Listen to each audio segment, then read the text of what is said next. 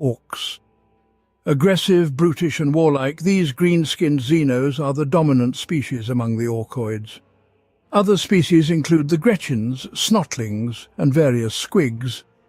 Despite their society being primitive and brutal by nature, the Orcoid race is one of the most successful in the entire galaxy, and exceeds virtually any other race in numbers. However, due to their aggressive and warlike nature, this populous race is fragmented into hundreds of small empires, clans and tribes, waging war both among themselves and against other races. Yet even among such savages there exists a hierarchy, for even the most primitive tribe needs someone capable of gathering this rabble and directing them towards a common goal. And today you will learn about perhaps the largest, toughest and greenest orc of those who lead this warlike race in the world of endless war. I am Warboss Ghazghkull Thraka, and I speak with the gods' words. I am the prophet of War, and all worlds shall burn under my feet. Ghazghkull Thraka, the orcs' war boss, originating from the Goth clan and the mighty prophet of War. By the end of the 41st millennium, he is the most influential orc in the galaxy, with billions of greenskins waging war under his banners. Over time, Ghazghkull's power has only grown, and he has conducted countless devastating campaigns. He has decimated the forces of the Eldar, expelled the warp hordes of demons, and shattered the Necron phalanxes into brilliant, gleaming scrap. However, in his greatest battles, Ghazghkull has always fought against the servants of the Emperor of Mankind. Ghazghkull's merciless and relentless brutality has overtaken countless human worlds, leaving behind nothing but blazing ruins, and turned the planet Armageddon into a boiling cauldron in an eternal slaughter. And yet, Ghazghkull has not finished his campaign. Gork and Mork have grand plans for their prophet, which they convey to the orc in visions about agonizing in the Green Flames galaxy. By their command, Ghazghkull begins his greatest work. He will traverse the galaxy and gather every warlord, every orc under his banners, and the stars themselves will shudder at the force of countless hordes. Ghazghkull is assembling the Great War, so vast and destructive that Gork and Mork themselves will lead it and drown the galaxy in the eternal flames of war. And the only one who stands in Ghazghkull's way is his nemesis, his favoured enemy, Imperial Commissar Yarrick. As the 41st millennium wanes, Ghazghkull's name is whispered in fear, not daring to be spoken aloud in many foreign tongues, for it has become synonymous with terror for the galaxy's inhabitants. But it was not always so. The greatest of the orc warlords began his ascent to infamy as a common orc warrior, living somewhere on the fringes. On the very edge of the Segmentum Solar lies a now frozen planet, once known as Urk, sparsely populated by the greenskins. Its history is forgotten, buried by repeated invasions. But once this planet was called Eurocles, and was colonized by an exploratory fleet that left Terra during the dark era of technology. It was located in the Zornian system, with streams of warp currents converging on it, turning it into an ideal transport hub. Humanity thrived on the mineral-rich Eurocles, and over centuries the colony filled with prosperous cities and busy spaceports. Undoubtedly, this was what attracted the orcs. Like a dark tide, they overwhelmed Eurocles. The orcs razed it to the ground and then left on a massive scrap fleet, disappearing into the warp in search of new victims. And as always, the greenskins left their spores on the planet, which would one day bear fruit. Naturally, thanks to the warp currents, wandering interstellar beings found the habitable system time and again. Between periods of desolation, the planet served as an outpost for the Eldar, a home for the Spindorian swarm, and a labyrinth for the Hood. From time to time, the dormant orc spores would sprout, and packs of greenskins grew in the planet's dark corners. And once, during the Great Crusade, humanity returned here. The Dark Angels, foremost among the legions, purged the planet of aliens and reclaimed it for mankind. The planet was once again named Eurocles. For more than 2 millennia, humans toiled in the mines, built hive cities, and worked in the spaceports on the planet's 2 moons. There were minor alien raids, but nothing serious happened until the mid-32nd millennium, when the system was struck by the Great War in the days of the War of the Beast. It was the greatest orc invasion in the Imperium's history, The fire of countless battles engulfed all 5 segmentums. Soon, the Zornian system fell when the Greenskins captured Eurocles. The last surviving inhabitants of the world boarded a massive star hauler dominion and fled into the suddenly tumultuous warp. The currents of the warp changed, making travel to and from the system difficult. Thus began a period of stagnation for the orcs. For over 8,000 years, Eurocles, renamed Urk, was home to rivaling greenskin tribes. At first they fought over the ruined cities, competing for the best loot.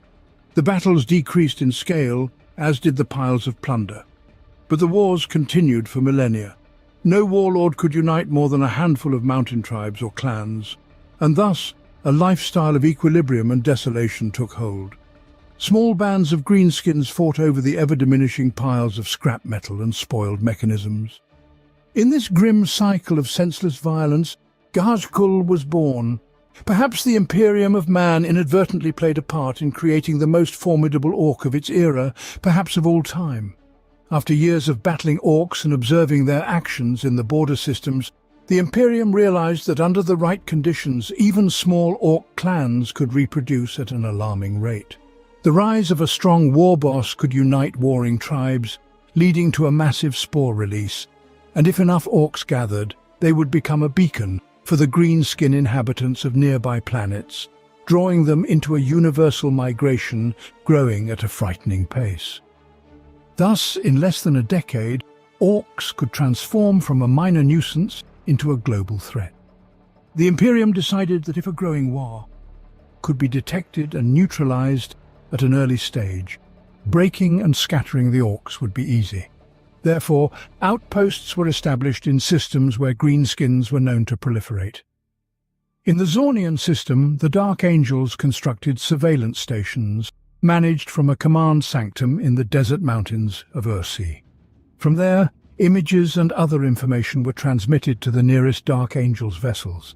In this way, the Dark Angels could monitor both the greenskins and the wild humans living in the system, as they were always interested in new planets where battle-tested warriors could be recruited. Ironically, it was this mountain surveillance station that became the first step and launching point for Ghazghkull's rise to greatness. Just hatched Ghazghkull was then a mere boy of the Goth clan, participating in a raid on the Astartes' command sanctum. Even a station hidden deep in the rocks of the distant Urk Ridge was not safe from the ubiquitous greenskins. It was the orcs, searching for scrap metal, who discovered the secret base and decided to loot it, thus activating the automatic defense systems. During the first assault on the base, Ghazghkull was hit in the head by a bolter round, a direct hit that cracked a large part of his cranium and tore a significant portion of the brain. Perhaps young and bleeding Ghazghkull would have been left to die if not for 2 circumstances. Firstly, Ghazghkull himself got up on his feet, and the Goths always respected toughness and resilience. They also knew very well that the particularly mad Painboy of the Death Skulls paid well for fresh meat. On that day, carrion birds did not feast on Ghazghkull, as his own mob guided him onwards. Ghazghkull stumbled forward, not knowing where, holding his leaking brains with both hands. But the mob took him to the Death Skulls outpost on Rustspike. There, his own gang sold the future war boss to Mad Doc Grotznik for a total fee of 3 teeth and a new chopper. Ghazghkull emerged from unconsciousness immediately after Mad Doc completed the main operation. The fact that he awoke surprised everyone, for Grotznik had replaced part of Ghazghkull's skull and brain with bionics, wires and squig tissues, all pressed down with welded adamantium plates. But this was far from the last surprise. Now Ghazghkull saw everything more clearly than ever before. It was not a matter of vision or the new bionic eye, which, to tell the truth, was always a bit unfocused. Rather, for the first time in his short life, Ghazghkull truly awoke and realized that his destiny was to unite the entire orc kind and lead them to the greatest war of all times. He now believed he was the messenger of Gork and Mork, the great green gods, and had been chosen as the living embodiment of their divine wishes. The orcs wanted him to lead the greenskins to the greatest battles of the galaxy. The first to fall under Ghazghkull's studded boots was Dregmek, the war boss of the Death Skulls. Ghazghkull barely stepped out from the filthy tent of Mad Doc, rubbing his gleaming adamantium bald head. when the war boss appeared. Striding through the street between the ramshackle huts typically built by the Deathskulls, Dregmek demanded an answer from the Goth, asking what the hell he thought he was doing in the rust spike. Behind Dregmek, his entourage of knobs laughed, anticipating a merry fray, and Ghazghkull moved forward, clenching his knobbly fists, not even glancing at the formidable heavy combi weapon that the war boss of the Deathskulls waved. Dregmek, expecting just this from a Goth, opened fire. All barrels of his tricked-out gun blazed, the air filled with flying bullets and the bright, blinding flash of 6 muzzle flashes. Perhaps it was a sign from Gork, or maybe from Mork. Divine intervention, the salvation of the Prophet. Though explosions bloomed at his feet and projectiles sliced the air a hair's breadth away, Ghazghkull walked unharmed. The clang of fallen casings, the howl of empty charges, desperate clicks on the trigger, the heavy steps of iron boots, and finally the screech of Dregmek's rusty, collapsing iron jaw were heard opened. And then Ghazghkull began to beat, and so commenced a bare-handed beating so severe that the tribe's chieftains roared and ululated, involuntarily delighting in the spectacle. A devastating blow with Ghazghkull's new armoured forehead concluded the affair with a resonant crash. Standing over the fallen body of his foe, Ghazghkull declared that this was only the beginning. He roared, shouting to the astonished onlookers that he was the prophet of Gork and Mork, and added in a booming, bullish voice that if anyone else wished for entertainment and to be knocked senseless as the war boss just had, he would be more than pleased to oblige. And no matter if they came one by one or all at once. After a full hour of a good fight, in which Ghazghkull notably received nothing more serious than a scratch, he became the rightful ruler of Rust Spike, though it was hard to tell with such huge bruises under his eyes and heads spinning from blows. To his new followers, it seemed Ghazghkull grew before their eyes. Having crushed all the tribes within his reach from the citadel, Ghazghkull began to assemble a horde. In addition to the Deathskulls who had served Dregmek, several bands of Goths now served the young war boss. Stories of Ghazghkull's deeds began to spread among the villages built right on the dumps and the hastily erected strongholds of the Greenskins. Orcs left their tribes, gravitating towards Rust Spike, wishing to become part of something grander than the tiny bands fighting over piles of ancient refuse. They wished to wage war under a new boss, who claimed to converse directly with Gork and Mork themselves, and also promised to one day find them a worthy fight. Soon Rust Spike became so overcrowded that one could not spit without hitting the ground, prompting Ghazghkull to head west. Upon the fractured plains of the Big Wasteland, Ghazghkull faced his first challenge. He entered the territory of the Bad Moons, the wealthiest and most envious of the local clans. They were led by boss Snazdaka, and no one could rival the firepower of his brilliantly yellow battlewagon brigade. When Snazdaka saw Ghazghkull's hordes approaching, he ordered his totem pole raised and the tents folded. His tribe set off more swiftly than a runtherd could kick an irked squig. In the relentless skirmishes that followed, Snazdaka's orcs bombarded Ghazghkull's attacks with salvos and then skedaddled before they could retaliate. Ghazghkull had already demonstrated his superior negotiation skills, overpowering, pummeling and trampling everyone who dared challenge. But now he was to be tested in cunning and tactics. However, the promising warlord showcased not only his superiority, but also genuine oratory mastery, which made his serving orcs jubilantly scream, raising their fists to the air. In just a few days, Ghazghkull prepared a series of countermeasures, each becoming an insurmountable obstacle for the Bad Moons. He and his boys raided Snazdaka's supply depots, where Snazdaka refueled his wagons. Then Ghazghkull used the wind and ordered part of the barracks set aflame. Thick, acrid smoke billowed over the fractured plains, obscuring his warriors' movements and hampering the Bad Moon's retreat, forcing them into engagement. Yet what impressed the Greenskins the most was that Ghazghkull convinced the fleetest orc on the planet to join him by outpacing him in a one-on-one race. All witnesses concurred that only the might of Gork and Mork themselves could have allowed the now gigantic Goth warboss to outrun the great speedboss Shazfrag of the Evil Suns. Ghazghkull's plans worked time and again, depleting Snazdaka's forces until his defeat became inevitable. Then, In front of a humiliated Snazdaka, Ghazghkull ordered the mech boys of the Bad Moons to construct him a massive power claw from the wreckage of their own shattered tanks. Thus, the orcs of the Bad Moons clan submitted to him. Ghazghkull's horde grew so vast that no gang nor tribe on all of Urk could withstand its furious onslaught. Only the most foolish and stubborn orcs stood in the path of this hurricane-like greatest champion of their kind. One such obstinate fool was the boss of the Snakebites, Grudbolg. Ghazghkull spent a long and bloody week to subdue the clan and win Grudbolg's loyalty. He had to decapitate the scar-covered old monster twice. Having received a challenge from the enormous champion of the Goths, Ghazghkull attacked him like a belligerent machine, driving his opponent a whole foot into the ground, pounding him into unconsciousness.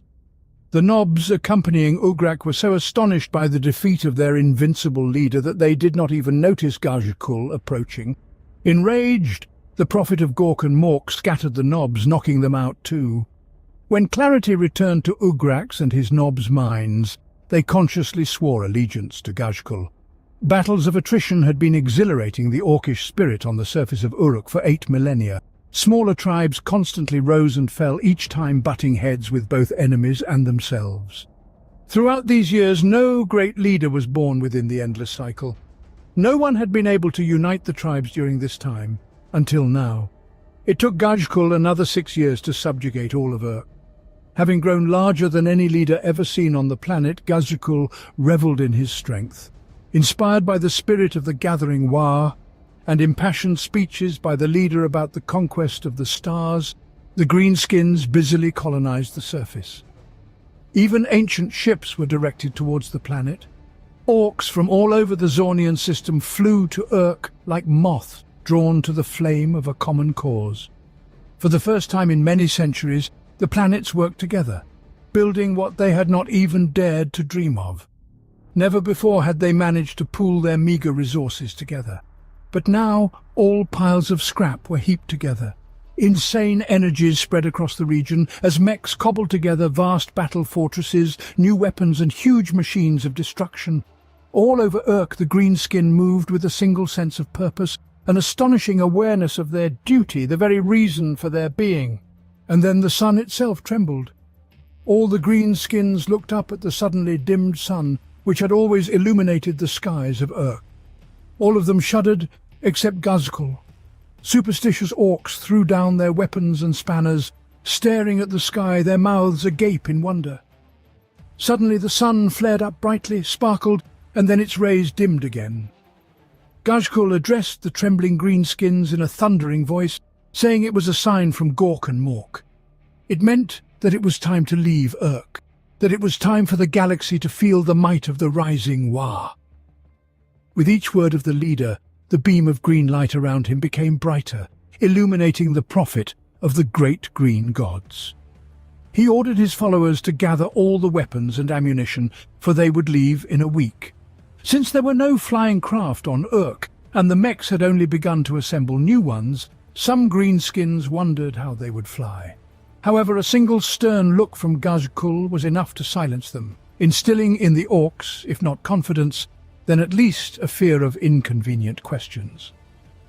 The dawn of the following day never came, but it was not the odd behavior of the Urk star at all.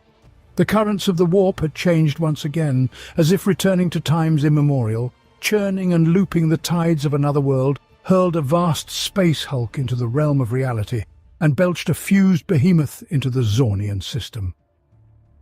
Now, this hulk drifted in orbit around Urk, blocking the light of the flickering sun. With every flare from the tormented sun of Urk, radiation storms spread, and therefore Ghazghkull approached the mechs and told them to secure the space hulk, using super-heavy traction weapons. Part of the available spacecraft equipped with harpoon rockets was also put into action, fired to pin the giant hulk to one of Urk's 2 moons. For a time, the space hulk was secured, but everyone understood that it was only temporary. By Ghazghkull's order, all orcs gathered rushed to assist the mechs. They worked non-stop, assembling as many transport ships as possible. Of course, only 100 of them could truly be called ships. while the rest were built for a one-way flight. There were hundreds of such primitive rockets. Each was unguided and stuffed from floor to ceiling with green skins. Climbing atop the largest of the makeshift ships, Ghazghkull led the great exodus to seize the space hulk. Flames erupted from both the rockets and from the untimely explosions and collisions in the sky. The launched vessels left the planet. Some of the ships crashed into the outer decks of the space hulk and exploded, ripping gaping breaches in its hull. Others breached it, carrying the boys into the depths of the holds. The most reliably assembled rockets and vessels managed to fly around the space hulk and find landing spots, or more often, fly through the huge holes left by less fortunate fellows. However, as is usually the case, the hulk was inhabited. Right after the initial incursion, the first wave of greenskins was attacked by warp spawns. Burner boys, melting their way through bulkheads, had to swiftly switch from cutting through metal to defending themselves against a whole stream of demons. Clouds of chemical orange fire met volleys of sorcerous blue flame. Burner boys found worthy foes in the rolling pink horrors. Even before the final landing of the ships, the most agile speed freaks were jumping off the cargo ramps and rushing through the cave-like corridors, firing all their guns. Although after the incursion, less than half of the damned ships might have taken off, they were ordered to take off and head to Urk to capture more boys for the fight. The battle for the demon-infested cosmic wanderer was fierce and took place in an ever-changing environment. No quarter was asked for or given. Orcs and demons tore each other apart in narrow corridors and turned entire cargo decks into slaughterhouses, where whole armies clashed face to face. Fresh hordes of demons burst from the depths of the space hulk, while greenskin rockets breached the hull, throwing orcs out. The Xenos slowly pushed back the demonic forces. Yet, at every crossroads, ambushes awaited them. The losses were substantial. The mad Doc Grotznik himself led the siege of the landing deck of what once must have been a human transport. Inside the vessels parked within the ship, skeletons of long-dead crews still lay. The few still capable of flight were seized by the orcs for troop transportation. Meanwhile, the knobs of the Goths were making their way to an asteroid that turned out to be deep within the space hulk. There, in the magma-scorched tunnels, their rusty power claws met with hellblades, and only thanks to Ugrak's flamethrower were they able to clear the path. In the vast holds, the battle wagons swept away any resistance with their death rollers, but they were awaited by soul grinders, fearsome demon engines, tearing apart orc machinery and the orcs themselves with their metallic claws. And the soul grinders were stalked by the tank boosters among the green-skinned, climbing through ventilation shafts to positions suitable for firing. Circling smoke rockets exploded upon hitting the unnatural monsters, tearing them to shreds. Flames and ichor flew in all directions, and following the advancing boys were the mech boys, patching up holes, sealing airlocks and repairing damaged war machines. And these battles stretched on for weeks, during which billions of greenskins were transported from the surface of Urk to the space hulk. Ghazghkull himself led the breakthrough to the center of the space hulk. There, in the black heart of fused and collided ships, lay the envoy of forgotten times, the huge star freighter Dominion. Having left Urk, then known as Eurocleus, and fled from the invasion of the greenskins, the ship had become lost in the warp. Its frightened human cargo and crew attracted the attention of the monstrous entities dwelling there. Now the Dominion had returned home. But in the place of its warp engines now lay a vast rift, a sinister hole from which the energies of the immaterium spilled out. Driving the demonic forces before him, Ghazghkull ordered his Wa to shoot at the reality rift. But to his fury it was to no avail. With a bestial roar, leaking pure green energy from his reforged skull, Ghazghkull charged at the breach and struck. The warboss's even greater fury was sparked by the power claw's impotence. And then, issuing a deafening challenge, Ghazghkull headbutted the rift with all his might. Green flame flashed, a resounding snap was heard, and finally the hole folded into itself and vanished. It was unclear whether this was caused by the force of the impact or the latent psychic energy of Ghazghkull, but the deed was done. The demonic threat was ended, for the time being. The space hulk, dubbed by Ghazghkull as the World Killer, was now completely under the control of the greenskins. And in the moment when Uruk was engulfed by fiery gas clouds, the World Killer returned to the warp. The war for the galaxy had begun. It remains unknown how long Ghazghkull and his followers drifted in the warp. Time there matters not, and the orcs keep no records. They explored their vast hulk, finding strange machines, remnants of a dark human past, and other devices beyond understanding of the orc. For many, especially the Death Skulls, these explorations involved looting everything, particularly that which was not bolted down. Working alongside burner boys who cut through metal with their arc welders, the orcs were able to repurpose everything for their own needs. While the majority of mechs worked on constructing force field generators at the behest of Ghazghkull, the rest adapted orcish life as usual. The sporadic skirmishes over technological refuse kept the orcs from boring, and many precious specimens of technology were repurposed into war tracks, battle wagons, stompers or armor for nobs. Some orcs were so obsessed with collecting scrap that they reached the outer hull of the space hulk and were swept into the warp. It was precisely this folly that allowed demons to breach into the world of the kill once again. Over time, the demonic invasion became impossible to ignore, and Ghazghkull personally led the fight. As battles raged aboard, the orcs were content, and the space hulk literally became imbued with the energies of the Wa. The greenskins reproduced rapidly, filling the sectors of the colossal ship. Gradually, the demonic assault weakened until it ceased altogether, with the sudden re-emergence of the space hulk into real space. Sirens blared throughout the compartments. Warboss Ghazghkull issued orders, readying the orcs for a new battle. As the World Killer hurtled towards the planet, knocking aside orbital structures and stray ships that failed to dodge the flying wall of cosmic debris. It descended like an avalanche from a quiet slope. It was like thunder amidst clear skies. The defenders of Armageddon were unprepared for what awaited them. Though the Imperial Guard and the Armageddon Planetary Defense Forces were well equipped, they were utterly unprepared for the waves of greenskins that overran their armies. Humanity underestimated the strategic abilities of their foes. They had fought orcs before, but these greenskins were different. This was not a standard attack by some minor warlord. This was Ghazghkull's Wa. Although none of his nobs displayed the apparent bravery and cunning of their leader, Ghazghkull had drilled enough tactics into their skulls for some of them to follow it. They easily crushed the legions of the planetary defense forces, which had advanced from the hive cities of the planet to hold back the greenskins. Initially, the orcs began their assault to pin down the enemy on the flat, ash wastelands, while hordes of bikers and squads of battle wagons rode around to surround their foes, cutting off their supply lines. Then the greenskins tightened the noose. They set up their mech big guns batteries to hit the panicking defenders left in an ever-decreasing cauldron. Desperate attempts to escape were met with bursts of automatic gunfire.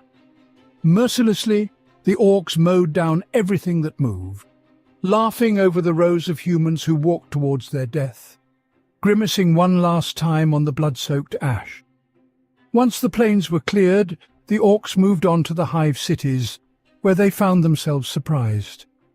The hives, built atop the expansive ash deserts, towered above the mountains. These were the great factory cities of the Imperium, vital for its ceaseless military endeavours. This industrial might was on a scale the orcs had never before seen. The mechs looked on the hives with glee, imagining what they could build with such colossal reserves of materials. The defence mounted by the Imperium proved more formidable. The strength of the Imperial Guard was bolstered by every available regiment, along with hastily armed citizens. Long rows of trenches and redoubts encircled each massive wall complex. Ghazghkull took one look at the hive volcanus before boldly swearing it would fall within 2 solar days. Although his hordes were numerous enough to crush the gates, Ghazghkull did not wish to squander his forces needlessly. He still had yet to unleash the full terror of his gargants, but considered saving their immense firepower for when it was truly needed. Instead, his plan to capture the vast factory city reflected his cunning. It was all simple. It only required flawless execution and impeccable teamwork. A difficult task for the typical Wa, leader, but not for one such as Ghazghkull. Swift squads of Wartrak with armoured wedges targeted the outer barriers. The first wave carried rams to breach the outer walls, using their tracks to drive unimpeded over the rubble. The second wave of attackers followed behind the smoking orc battle wagons. This was the mobile infantry, mostly comprised of ordinary goth boys, with mobs of burner boys among them. The third wave consisted of burner boys with scorchers who were ordered to break through breaches and sweep any defence with powerful flames. Tractor beams opened fire by turning as the battle wagons cleared the last trench. Filled wagons burst inside at maximum speed as soon as the doors were blown off their hinges. Secondary plans included storm boys and stompers, which were to breach gaps at strategic positions. By the time the infantry waves were finally released, they could enter the hive Volcanus at any moment. The plan worked well. The hive would have fallen within one solar day if not for its fierce resistance. Within the narrow confines of the hive's underground passages, desperate humans resorted to all manner of traps and ambushes. Despite their heroism, hundreds of thousands of orcs broke into Hive Volcanus, and its population was killed or enslaved. After the hive was captured, the remaining hive cities of Armageddon Prime soon followed. Columns of human refugees stretched beyond the horizon. All of Armageddon Prime lay under the massive metallic boot of Ghazghkull. Former manufactories had been transformed into orc workshops. Captured humans toiled unto death, depriving their own cities of all resources, which the mech boys utilized to fuel the green-skinned war machine. Wah! Moved southward towards the densely populated continent of Armageddon Secundus. For humans, it was quite unusual to gain respect from orcs, especially those green-skinned beings led by battle-thirsty goths, such as Ghazghkull. And although the Space Marines were respected for their combat skills, it was truly the Imperial Commissar who elicited the greatest admiration among the orcs. This was an uncompromising warrior who would shoot his own troops as readily as the enemy if necessary for victory. Commissar Sebastian Yarrick was undoubtedly a thorn in Ghazghkull's side, as the Greenskins believed that he alone had helped the defenders of Hive Hades hold out for so long. Orcs gradually learned from their prisoners that the defenders of Hades had come to fear Yarrick as much as they feared Ghazghkull's wrath. To the orcs, he was the type of leader they could respect. The fact that he donned the Goth's colours, black with red trimming, further increased his esteem among them.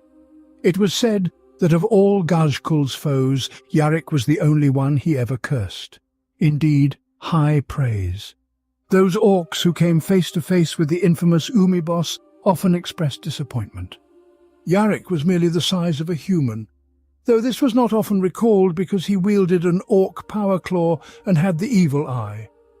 Among the boys, rumours circulated that orcs who realized whom they were facing always died quickly, standing with gape-jawed, incredulous at Yarrick's offensive insignificance, thereby remaining vulnerable to a fatal blow. The cunning orcs recognized the value of this tactic, even if it was a tricky and despicable trick characteristic of nothing so much as the blood axes.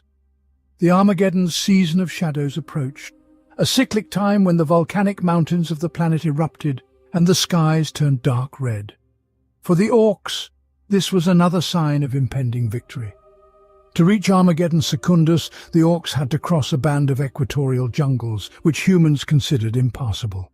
It was a foul swamp of mud pits that could swallow entire armies at once, and it was filled with ferocious wild beasts. The Greenskins relished this, attacking the flora and fauna while the mech boys constructed pontoon bridges or projected force fields across the swamp. Thanks to their momentum and ingenuity, the orc hordes advanced faster than the Imperial armies. Infantry, armoured tank columns, thundering stompers and towering gargants crossed the crude bridges and emerged on the far side of the jungles. Again the orcs caught the humans off guard, breaking through their defensive positions. As the orcs surged through the ash deserts toward the hive cities, gigantic Imperial war machines and tank squadrons rolled out into the wasteland to meet them. From this moment, the battles became fiercer, and the orcs' losses started to mount. The initial clash occurred in the scorched desert known as the Death Barrens.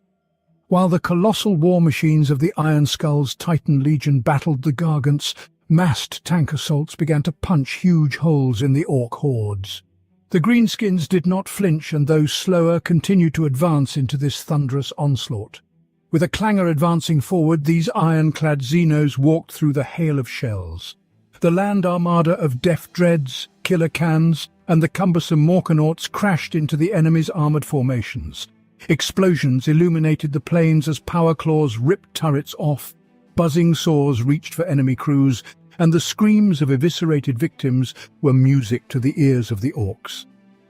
When the enemy tanks turned into smoking ruins, Stompers and Def Dreads used their firepower to tip the scales in an evenly matched fight between the Gargants and Titans.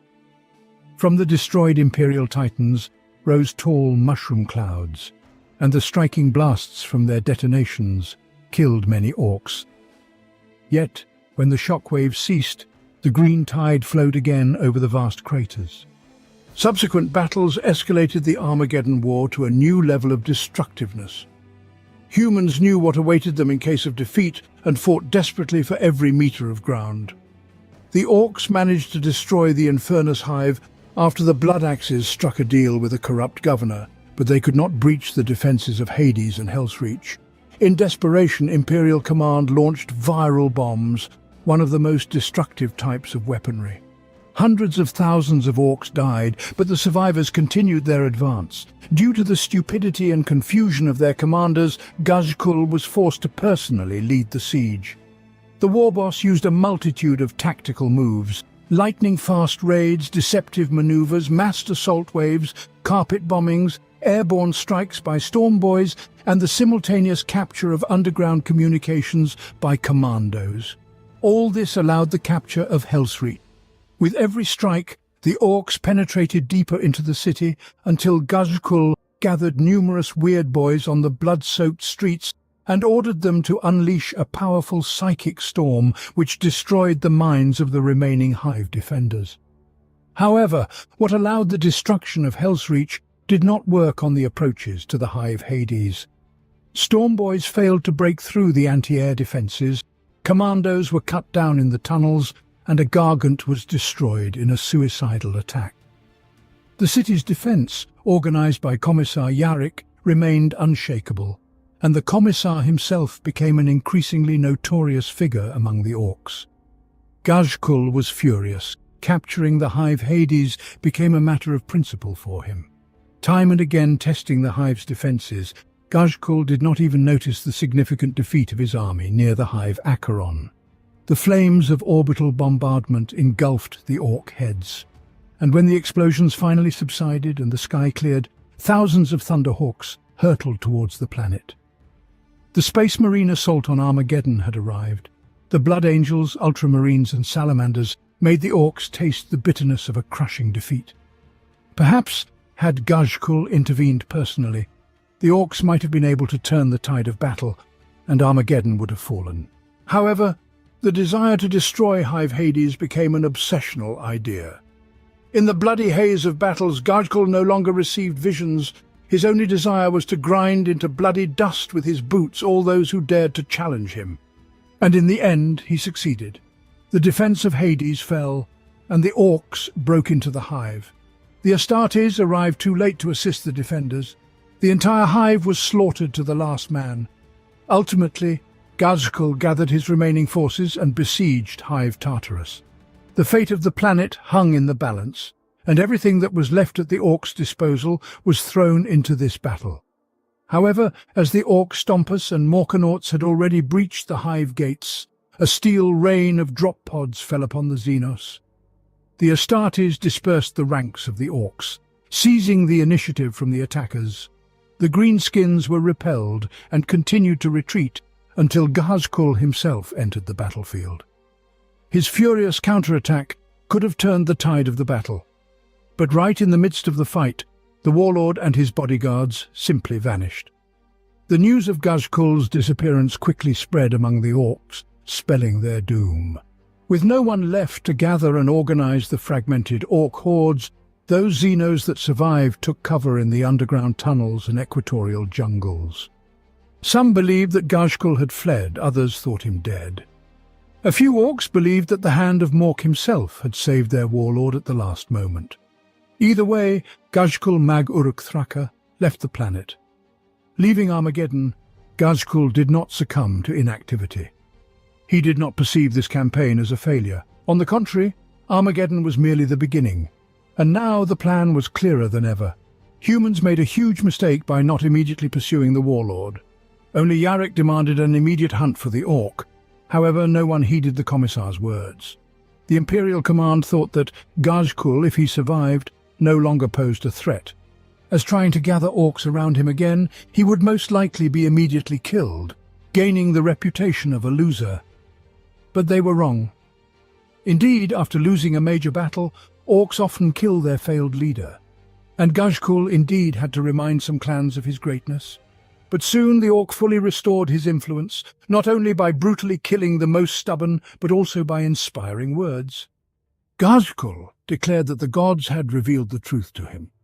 To destroy your enemy, you need to know them well. For the Orcs, this concept was revolutionary and profound. They accepted the fact that the whole war was merely reconnaissance, an experiment intended to see the humans' reaction to a mass invasion. Indeed, coming from an isolated planet, Ghazghkull learned a lot new in this war. Now it was time to regroup, gather fresh forces, and lead a new war, sweeping through star systems. Ghazghkull's forces remained on Armageddon. Only the most trusted nobs moved with the warlord to another Orc world, Golgotha. Once this planet was populated by humans, but since then millennia had passed, and the planet changed many owners until Orcs finally came to it. However, that war had long since ebbed, and like a Urk, Golgotha became a refuge for many fragmented small tribes. Ghazghkull went on a unifying campaign again, killing bosses and gathering Orc tribes. Rumors about him quickly spread across the planet, and many Orcs began to seek out the new war boss themselves. During this time, fulfilling his vow, Yarrick set off in pursuit of his sworn enemy, chasing him for a decade. Ghazghkull exerted all his might to save the remnants of his forces, attacking with his rearguard only out of necessity. Sebastian attempted to end the confrontation in one fell swoop, forcing his adversary to land on the once imperial planet of Golgotha. At first it seemed that the Yarrick's victory was near. However, due to the short-sightedness of the Commissar, it suddenly became clear that Golgotha was a trap. At a pivotal moment, the forces of the Imperium received a stab in the back from a second, smaller war from the Goths, personally led by Ghazghkull. Following this, an Orc space hulk emerged from behind the moon of Golgotha to drive the Imperial fleet from the planet's orbit. Throughout the battle, the Orcs used 2 armoured trains, one of which was destroyed and the other became the cause of the Imperial Guard's defeat.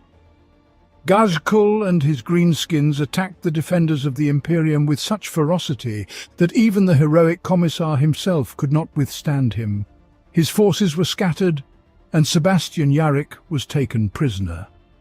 Quickly assessing the situation, Yarrick began to organize an uprising among the human slaves. Since the workers were used by the Orcs as slave labor, the humans managed to compile a rough map of most of the space hulk. Yarrick wanted to attack the huge structure resembling an Orc head, believing it to house their god's temple, and accordingly, Ghazghkull. But other prisoners convinced him to attempt an escape and to warn the Imperium. Reluctantly, Sebastian agreed, and when the time came, one of the worker gangs detonated the Orcs' large weapons cache. Alas, the escape was foiled because the necessary ship was in the process of being upgraded by a mech. Faced with this problem, the group's pilot made a sacrificial act but launched the spaceship, leading to another massive explosion that allowed Yarrick to flee. Having no other choice, the remaining people on the Space Hulk were forced to attack the Orcs' temple, which was actually the Space Hulk's bridge, and each member of the group sacrificed themselves in turn so that Sebastian could reach the top of the structure and his hated enemy, but this too did not end in success. When Yarrick reached the bridge, he found only several mechs. With enemy pursuit behind, the Commissar was forced to resort to the last resort, to activate all the ship's systems at once, to tear it apart. Yarrick saw that extensive destruction was flaring up from one side of the Space Hulk and prepared to give his soul to the Emperor, thinking he would perish. But a few days later, Sebastian awoke astonished. with newly installed bionics. Leaving the room, he was greeted by hundreds of orcs who began to cheer him on. The commissar was escorted by the greenskins to the nearest hangar where Ghazghkull awaited him next to a shuttle. Yarrick expected to have to fight, but Ghazghkull simply stepped aside, declaring that it had been a good fight. And now Yarrick must return to Armageddon and prepare for the orcs' return, for a new battle will soon erupt. Ghazghkull, having released Yarrick, informed his astonished subordinates that a good enemy is hard to find. He implied that he wanted to enjoy his confrontation with the commissar and did not wish for it to end so simply. Yarrick, arriving on Golgotha, soon returned with forces provided by the Adeptus Mechanicus and a massive weapon known as the Ordinatus Golgotha, driving the orcs from the world. Yet Ghazghkull fled again. By the onset of the Third War for Armageddon, Golgotha had been seized by orc forces. Had the Imperium gathered and analysed data on all of Ghazghkull's attacks, they would have noticed a troubling pattern. However, the bureaucratic machinery of the Imperium is too cumbersome, and the state is already constantly fighting various threats. From the year 945 to 996 of the 41st millennium, orc attacks became more frequent, and in the year 997, Ghazghkull formed an alliance with Nazdreg Udgrub, testing innovative teleporter technology to send an entire army of orcs to the imperial world of Piscina IV. Only the Dark Angels were then able to save the planet from destruction. Over the 57 years following the Second War for Armageddon, Ghazghkull gathered his forces and prepared for a new invasion. He meticulously analysed the entire course of the previous war, and fully understood his mistake at Hive Hades. Meanwhile, the Imperial Command strengthened the defences of both the planet and the entire star system after the orcs nearly captured it. New orbital stations and platforms, patrol groups of ships, and a network of reconnaissance satellites elevated Armageddon's defences to a level second only to Holy Terror itself. However, this was of no consequence to Ghazghkull, and his freshly assembled armada again set out for Armageddon. On the feast of the Emperor's Ascension, the orcs came to the planet. The battle in space lasted 2 days, and the dawn of the third illuminated numerous orc dropships. Following them were hordes of atmospheric fighters and bombers. This time, Ghazghkull decided not to fight for Hive Hades, clearly remembering the previous attempt. He simply dropped several asteroids on the Hive, destroying the entire city along with its inhabitants and defenders in this act of vengeance. Laser defense platforms fired non-stop, inflicting monstrous losses on the orcs. The surface began to experience a continuous rain of ash and debris. Feral orcs, remnants from the previous war and commandos, broke out from the jungles and mountains to join their brethren. The orcs swiftly captured defense platforms and macro cannons, immediately turning them against their former owners. Airfields were quickly constructed, allowing the orc atmospheric air force to gain air superiority. Any attempts by the Imperials to establish a defense were immediately overwhelmed by massive fire and bombings. Thanks to their preparation and unrestrained fury, the orcs gained the upper hand in every battle. This remained the case until the Astartes once again arrived on the planet. The Emperor's Angels again employed the tactic of lightning-fast attacks, dispersing and annihilating the Xenos. However, Ghazghkull remembered the past errors well and prepared a couple of surprises. Hive Acheron fell thanks to traitors within the city. After that, to aid the orcs in the ash wastes, Ghazghkull issued an order to activate another surprise. From the orbit, huge chunks broke off from the space hulks and orc rocks and hurtled towards the planet. Ghazghkull remembered well those lightning-fast attacks by space marine drop pods that had continuously hampered his advance. And although the orc army never complained about mobility, they couldn't compare in this regard with the Astartes. But the rocks were meant to change everything. These were hollowed-out, armed pieces of asteroids filled with orcs, which hurtled towards the planet at the very last moment, slowing their descent with engines. The rocks fell all over the planet, not only where something needed to be destroyed, but also in completely uninhabited regions of Armageddon. The rocks themselves were quite an effective weapon, as the shockwave after the landing could cause serious destruction. But that was not the main goal. The rocks that fell on the Astartes' positions carried teleport homers, allowing the orcs to send reinforcements at an incredible speed. Despite the Astartes intensifying their attack, the rocks did their job, putting the Imperial forces in a very awkward position. And Ghazghkull was not intending to give the humans a respite. On the contrary, he decided to employ another weapon from his vast arsenal of destruction. Every clan has its mad orcs, but the evil sons had more than most, the cults of speed.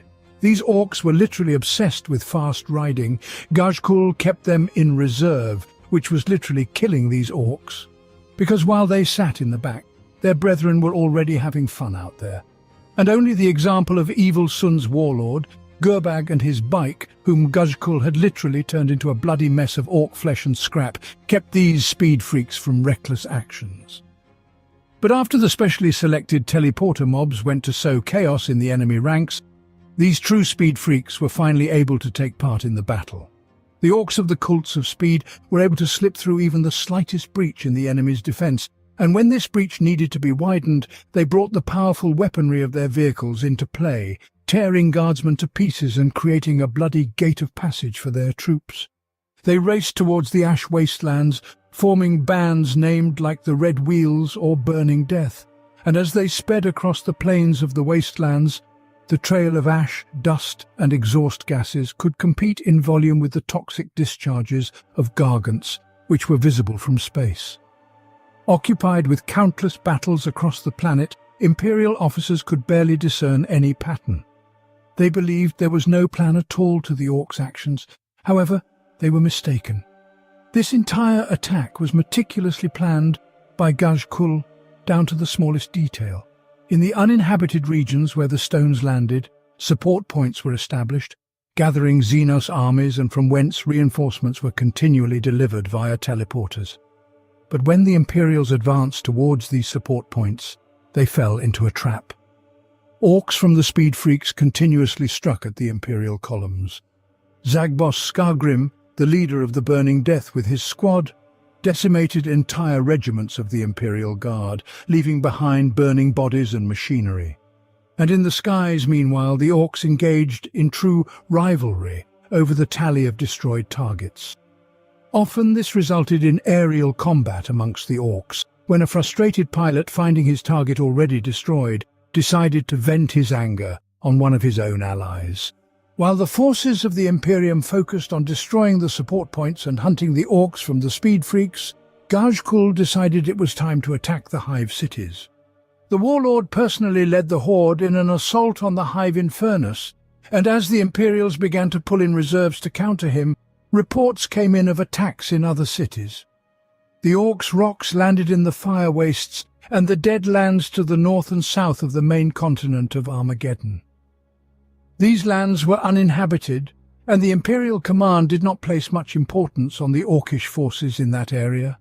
That was until hundreds of submarines, the size of a full tanker, emerged from the polluted waters near Hellsreach and Tempestora.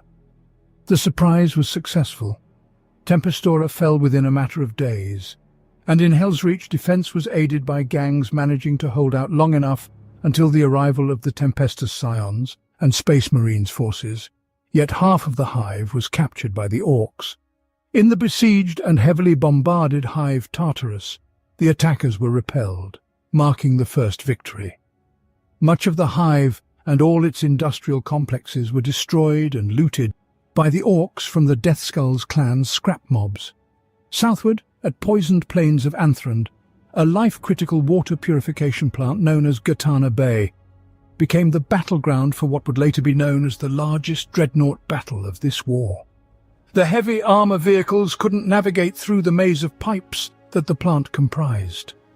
Orc death dreads cut through any resistance from the guardsmen, who simply had nothing to oppose these armored behemoths.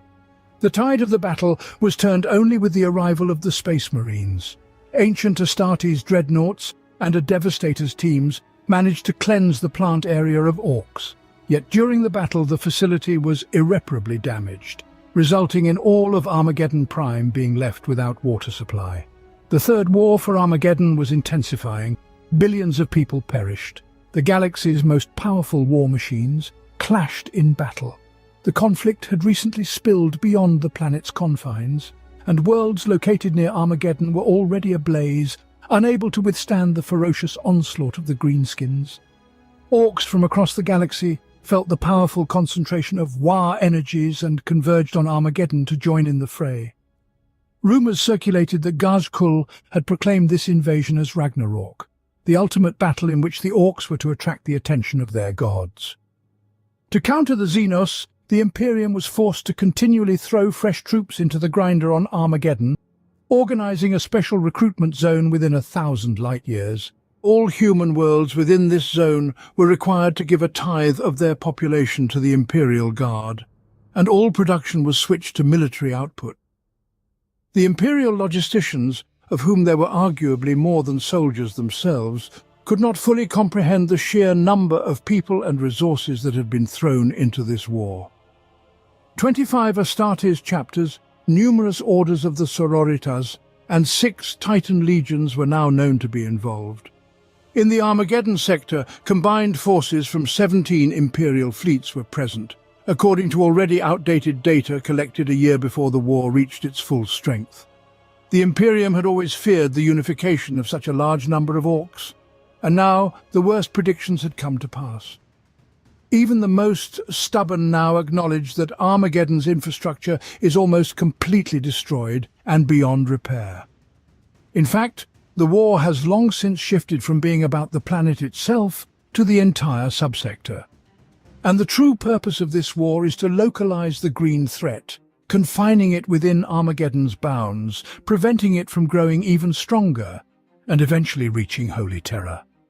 Although Ghazghkull regretted leaving such a grand battle, he understood that his work was not yet done. Only fate itself could distract an Orc from the slaughter that erupted on Armageddon. But Ghazghkull was plagued by more and more visions until he finally decided that this war no longer required his presence and could continue without him. Moreover, if Ghazghkull's headaches truly foretold visions, the next one promised to be truly grandiose. In the end, the warlord returned to his ship and fully immersed himself in the madness that engulfed his fractured mind. The voices of Gork and Mork had never sounded so loud, echoing in Ghazghkull's head. Yet no matter how hard the warlord tried, he could not understand what exactly the gods demanded of him. The pain from the visions made Ghazghkull roar and flail in agony. Many Orcs would consider the spoils gathered on Armageddon more than rich, but they lacked ambition.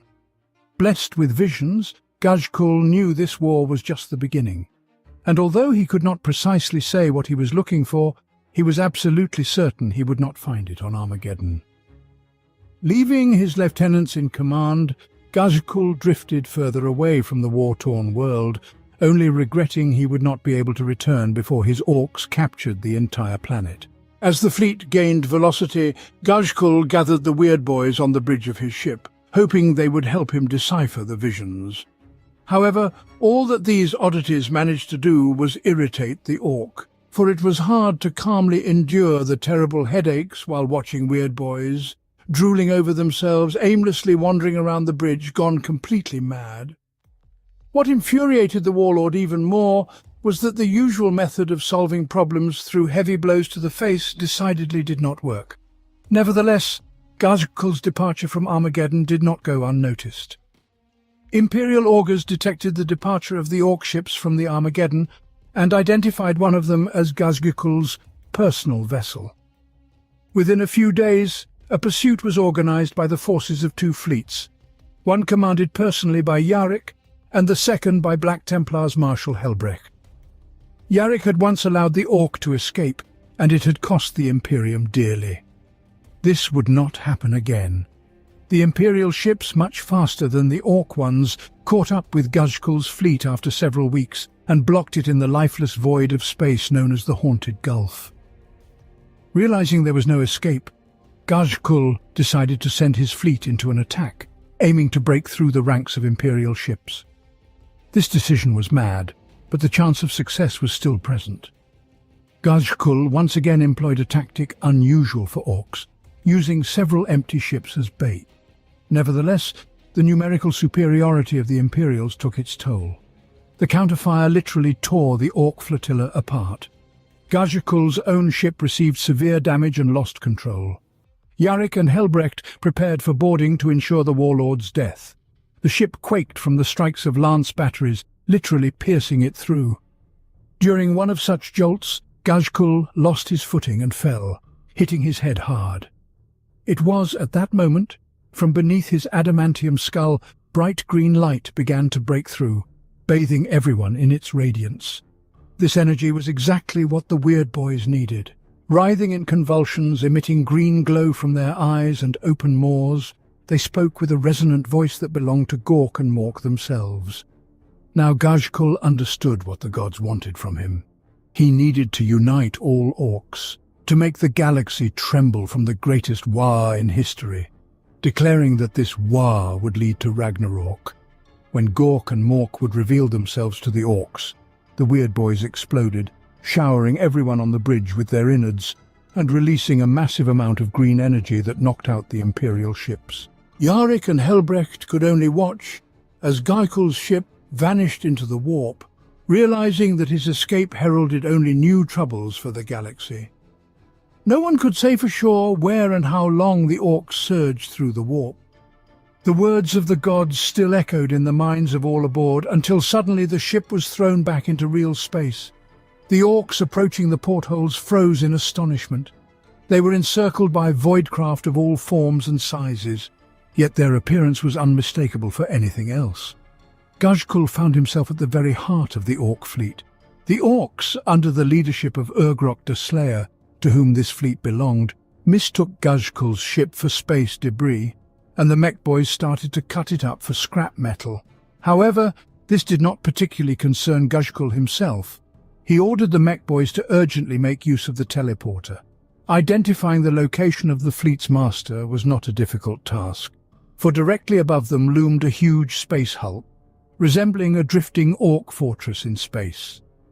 Ghazghkull and his allies were teleported literally blindly.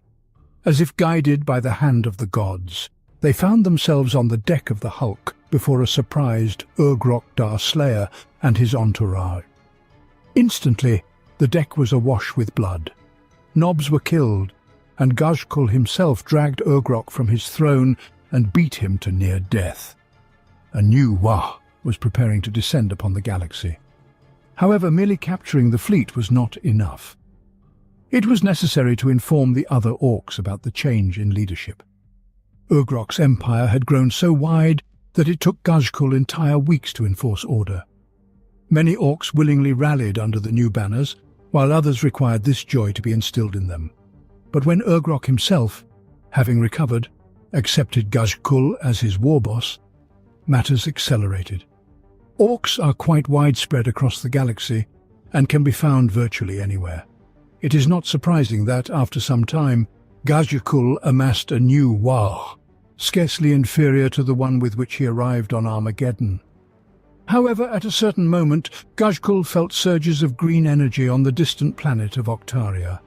Ghazghkull headed there, wishing to find its source, eliminate a potential competitor, or witness another sign of the gods. Yet, what he found was far more astonishing. Octaria had been orc territory for many millennia. It was this planet that Gorsnik Magash had joined with Ghazghkull in Golgotha Sector. However now, after the departure of the warlord, a new orc, a boss from the Death Skulls, Zog Steeltooth, had seized power on the planet. Despite his liberal use of blue paint, Zog's rule was far from lucky. Attracted by the abundance of biomass, Tyranids invaded Octaria. The war enveloped the entire star system, and the surface of the planet itself turned into a vast battlefield. The constantly warring orcs reached truly enormous sizes, but the Tyranids kept pace, constantly evolving, adapting, and sending ever-new reinforcements. Gradually, the insectoids began to gain the upper hand, and just when it seemed they were about to sweep away the orcs, Ghazghkull's ships appeared in the sky. At first, the orcs on the planet took the newcomers for yet another enemy. However, when not tyrannids covered in slime and chitin, but orcs smeared in oil, blood and dirt emerged from the crashing rocks, the greenskins finally managed to properly respond to the insectoid threat, providing fiery support to the suddenly arrived reinforcements. But soon, in the distance, the heavy steps of a creature of gigantic proportions were heard. Hive Mind was gearing up to welcome the newcomers. The tyrannid's response was frighteningly swift. Gigantic creatures the size of gargants appeared on the horizon, and the hopes of the green-skinned defenders of Octaria crumbled. They knew that these bio-titans were meant to deliver the final blow and sweep the last of the orcs from the planet. The newcomers simply had no chance. After all, no infantry could withstand such might. But Ghazghkull had something that the orcs of Octaria simply did not know about. The battlefield was drowned in the unnatural colour flashes of teleporters, delivering reinforcements to the orcs. And it wasn't just infantry. A vast number of stompers and Gorkanauts entered the planet's surface, opening fire on the bio-titans, and the burner boys' mobs at their feet scorched everything that dared to approach the orcish machines.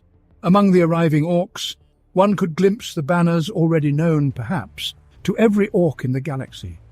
The defenders of Octaria knew who had arrived. Ghazghkull himself entered the fray. To the onlookers, he fought like Gork himself. His mighty blows literally severed the heads and limbs of the insectoids. His custom shooter unceasingly showered the monstrous horde with a monstrous amount of lead, and his power claw with every movement cut short the life of another tyrannid. But then, something incredible happened. The ground littered with bodies under Ghazghkull's feet suddenly gave way, and the warboss himself fell into the hole that formed, from which a moment later a gigantic Morlock burst forth. Wrapping its tail around itself like a snake, the creature let out a piercing, triumphant shriek, knocking down the nearby orcs. However, the Morlock did not have time to stop screaming when something went wrong. The massive creature arched and fell to the ground, causing it to tremble. Unnatural protrusions began to appear on its body until finally the carapace of the Morlock burst in a fountain of tyrannid blood and innards, and from within emerged Ghazghkull himself. The warboss exploded, announcing his victory to all who remained alive. Nothing more could hold back the orcs, shouting the name of their leader. Ghazghkull continued to rampage among the tyrannids, and the orcs of Octaria emerged from their fortresses to join their new leader. Even Zog Steeltooth, the ruler of Octarius, extolled the name of Ghazghkull, gunning down the living wall of insectoids attempting to withstand the orc onslaught. Soon the entire planet was cleansed of tyrannid creatures. Though Ghazghkull had little time to prepare, he used it to the maximum. The orc mech boys patched up his armor and armed the fallen rocks with additional anti-aircraft guns, strengthening the planet's defenses. Big Mech Orchimedes himself was busy refining the teleport and everything else that might cause the tyrannids concern. The looming battle seemed even more massive than that on Armageddon, and when a huge shadow covered the stars, Ghazghkull smiled, baring his fangs. This war is only beginning. After Ghazghkull left Armageddon, visions began visiting him more frequently. Some of them caused the warboss to contort in agony, others came more clearly and easily. Ghazghkull witnessed the paintings of battles on Armageddon. He saw how Skargrim tore men apart on his bike, saw those driving him into a frenzy, marching in rows of blood axes. The warlord knew these were not merely visions, but depictions of real events. Sometimes, despite the vast distance, he could even issue orders to the orcs. Once he swore loudly, and the orcs on Armageddon heard his roar. The voices told him that he would have to depart as soon as the battle on Octaria began.